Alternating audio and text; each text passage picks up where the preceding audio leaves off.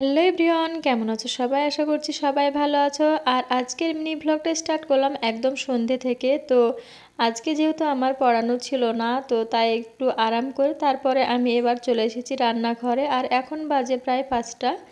তো প্রথমে আমি দুধটাকে জাল করতে বসিয়ে দিয়েছি। আর এই দিকে দেখো আমার ছেলে একটা ম্যাগি নিয়ে এসেছে, ও মানে নতুন ম্যাগিটা। তো এর আগে আমি কোনো দিন দেখিনি, আমার ছেলেও দেখেনি, তো কেমন হবে না হবে। তো তার জন্য আজকে নিয়ে এসেছে মানে আমাদের বাজার থেকে। ও গিয়েছিল আজকে টিউশন পড়তে।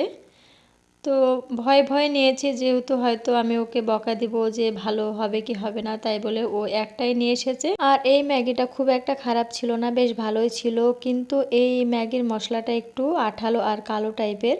আর যেগুলো এমনি ম্যাগির মশলাগুলো হয় সেগুলো হলুদ আর মানে গুঁড়ো হয়।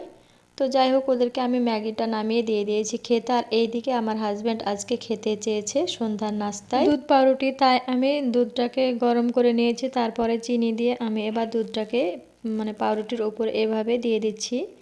তো এভাবে খেতে কিন্তু ভীষণ ভালো লাগে। আর এই বাটিতে আমার ছেলের আর মেয়ের জন্য ভিজিয়ে নিচ্ছি। তো এই রকম দুধ পাউরুটি খেতে কার কেমন লাগে অবশ্যই কমেন্ট বক্সে কমেন্ট করে জানিও। আর এইদিকে দেখো পাউরুটিটা ভিজে একদম নরম হয়ে গেছে, এই দেখো। আর আমি দেখছি চিনিটা ঠিকঠাক আছে কিনা, এই দেখো।